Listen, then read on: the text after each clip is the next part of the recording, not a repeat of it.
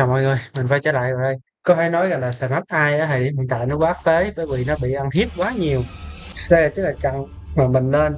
Thì cái mẹo của mình á là Snake Eye nó rất là rén Nibiru, nhất là mấy thằng mà nó biết Nibiru kiểu như là biết điểm yếu ấy. Nên là các bạn luôn luôn thủ sẵn Weather Star trên tay. Nếu mà có thì đừng có xài. Nếu mà các bạn combo full power ấy, xây các kiểu của đà điểu thì người ta vẫn có thể là toggle off. Xong rồi người ta thấy chừng nào là bạn đủ nguyên liệu để lên Volos sau Dragon hay là đủ để lên Bagone ấy, người ta sẽ ném Nibiru, lúc đó là chết luôn. Kinh nghiệm của tôi, bởi vì tôi từng gặp mấy thằng như vậy rồi, kiểu như là combo cho lãi rồi nó ném một phát, thế là mất luôn một đống tài nguyên. Chúng ta nó một bóp la quanh cả combo quen thuộc rồi, lên đinh cui vũ. Khúc này chắc là chả có gì để nói đâu, combo quá quen thuộc rồi. Gửi xuống. Thật ra thì lúc này tôi thấy sử dụng con Bay Ray ấy, nhưng mà tôi thật ra cái deck này nó rất là sợ Imbom. Tại vì Imbom con Bay Ray không chặn được, chỉ có God Out Designator thôi.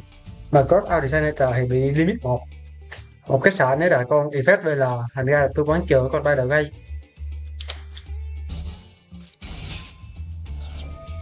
Sách giáo pha.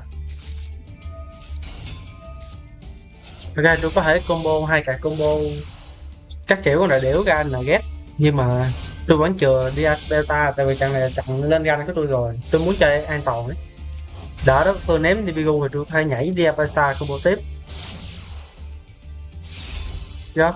Đến cái Enfay tôi còn không xài bởi vì cái trò tốc độ off tốc độ on nó rất là khốn nạn, tôi bị rất là nhiều lần.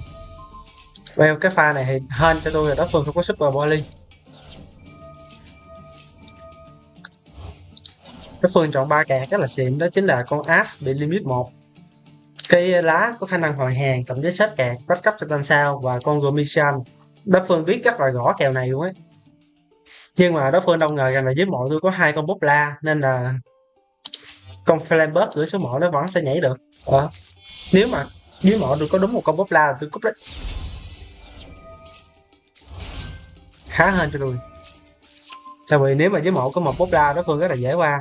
Pha này thì tôi không dùng Aburosa Nugget luôn, tại vì nếu mà Nugget pha này tôi sẽ bị cái con Dragon đấm chết, và sau khi bị Dragon đấm xong thì họ sẽ combo. Tôi có thể lên được Đinh Kuibo, tôi có thể lên được Đinh Kuibo, nhưng mà tôi cũng không muốn để dành, tôi muốn để dành Kuibo cho lúc khác, nên là thôi tôi sẽ xài con Battle Ray cho nó rẻ. Dù gì con Hapnit cứ bị limit 1, nên là nếu mà tôi con Battle Ray hay con Hapnit thì cướp đi một cái poly của đối phương rồi, đối phương chỉ còn chơi gành thôi. Dùng cả hai lên Ghidorah. Pha này thì Ghidorah đừng đấm, nếu mà tôi là cái địch thì chắc chắn là tôi cũng đấm thôi, bởi vì mọi người biết rồi đó, pha này chỉ có thể qua được Aburosa mới zoom hộp tiếp được, nhưng mà với mọi tôi còn linh Kuibo nên là sao mà đấm được. GG. Đây là về deck của tôi. Mọi người có thể chơi hai original nha, tại tôi chơi X3. Tôi thấy lúc đầu tôi chơi Gamma, nhưng mà tôi thấy rằng là Gamma nó mạnh nhưng mà nó rít, nên là thôi tôi chuyển sang ba original luôn. Hay cái thì bạn có thể chơi hai original là được rồi, chơi ba original là phá giặc, tại vì bạn chỉ có thể xài được đúng một hiệu ứng của original một lần một được thôi. Bạn mà search ấy, bạn mà nhảy cạc thì bạn không hồi hàng được, bạn hồi hàng thì bạn không nhảy cạc được. Bạn chơi một cũng được, chơi hai cũng được. Chơi hai nếu bạn bị rít, còn chơi một thì là bình thường. Lý do mà bạn chơi một lá này á là tại vì cái lá này có thể nhặt lại con original của bạn, và nó kiểu như là nó hồi hàng rồi, và Bob La có thể set được cái lá này thêm một lần nữa. Nhưng mà tại cái lá này nó bị ăn limit, lá này bị limit là đúng đấy, tại vì lá này nó hồi hàng khá là khốn nạn, nên bạn có thể chơi hai original, nhưng mà tôi chơi ba original tại vít. Còn cách Tiga này thì cũng thật sự rất là ngon, tức là con cách Tiga này có cái khả năng giật escalate cực kỳ khốn nạn. Có rất nhiều kèo mà bạn giật escalate cỡ 2-3 lần bạn cúp luôn. Ví dụ như Telaman tôi sẽ tất nhiên rồi kích Calot, sau khi kích Calot xong thì sẽ là Gun Calot xong thì tất nhiên sẽ là một trong hai lựa chọn, một là con Gaguga, con đó có thể sử dụng Super Body với Fusion, con thứ hai là con đéo gì đó bọn Telaman, còn con thứ ba là đực nên tôi cũng chả nhớ tên nữa, Cadido hết. Bây giờ do bị hit cái con Ash rồi nên là hai cả combo nó cũng khó xài đi. Hồi xưa cái endboard của Snake Eye Hồng có thể chơi combo ra được Warlock Savage Dragon, Bagone, đinh quy bủ với mộ tùm lum tà lá đó. Lý do mà bọn nó khởi combo nhanh như vậy là thật ra là không đủ tài nguyên trong tên mình, mà phải sanh tử tình địch mới có thể combo được. Flamebird nó sẽ gọi những cái cà khác lên, rồi con Sprite F nó sẽ lôi con Formula Syndrome từ mộ lên các kiểu, rồi sau đó nó sẽ combo. Nhưng mà do con Ash nó bị hit quá quá nát rồi, nên là tôi cũng combo đó bây giờ nó cũng khó ấy. Về điểm yếu của deck này thì deck này rất là sợ Nibiru, như tôi đã nói rồi. Các bạn hoàn toàn phải chơi cái trò khốn nạn là tốc độ off, và sau đó thấy đối phương combo đủ sẽ tốc độ on lên rồi ném cục Nibiru.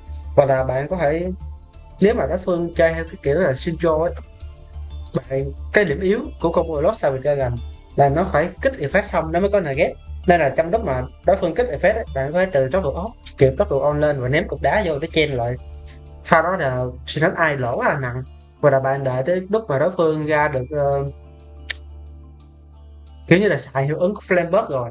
Sau khi xài hiệu ứng của Flamebird xong thì đó là một cái khúc rất là nhạy cảm của Sinat ai. Nếu mà bị ném cái khúc đấy thì bạn rất là ít hàng để mà chơi lại, trừ khi bạn có DI Superstar có thể tự nhảy thôi, còn lại thì normal summon bạn đã dùng rồi.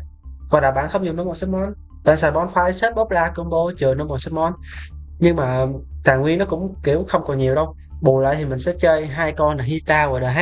Hai con này nó sẽ cho phép mình nhảy thêm card lên, kiểu như là mình bị Antiviru xong rồi mình có thể lên Diablo Star và dùng hai vái để lên những con này, để lên DH các kiểu ấy, miễn sao là đủ đủ điều kiện lên Charmer lon một con từ mộ lên và lên Gomihian. Tại vì Gomihian chỉ yêu cầu hai cái hướng hiệu ứng thôi, không yêu cầu hai lửa, nên là mình hoàn toàn có thể xây combo tiếp được.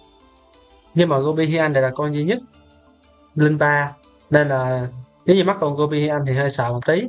Mình chơi cái Underworld đẹp để có thể vượt qua được cái bo của đối phương. Có những cái con mà cái deck này không qua được, ví dụ như là Psychic End và Nixer. Psychic End và Nixer là một thứ gì đó rất là đáng sợ, và tôi cần phải có con ga đầm sọt ganh này để có thể vượt qua được Psychic End và Nixer. Cho nên ai có rất là nhiều card mà nó rất là khó vượt qua, nhưng mà Snake Eye được cái mà tôi rất là thích đó chính là cái đối chơi là TG của nó. Cái lối chơi chuyên về là cướp quái của đối phương, đặt vào spell trap zone, sau đó nhảy quái từ spell trap zone của đối phương lên. Bạn có thể đặt những con có nugget, đặt những con có body to, vân vân. Một phần nữa là nếu mà bạn chơi Flamebird ấy, mình phi các bạn nên đặt cái con này, kiểu như là đặt spell trap của đối phương. Đầu tiên bạn nếu cần biết đối phương chơi deck gì hết, kiểu như là đối phương ném sân cho bạn mà bạn kiểu combo full rồi đấy, còn dư cái đặt của con Flamebird thì bạn có thể đặt cả hand cháp của đối phương từ mộ vô cái ô Pendulum Zone của họ để chặn họ Pendulum Summon. Còn nếu mà biết đối phương chơi deck Pendulum Summon thì càng vui nữa, cứ dí vô cái Pendulum, cứ dí vô Pendulum Zone thôi, họ không làm được gì cả, mình sẽ chặn được cái Pendulum của họ, rất là khốn nạn luôn.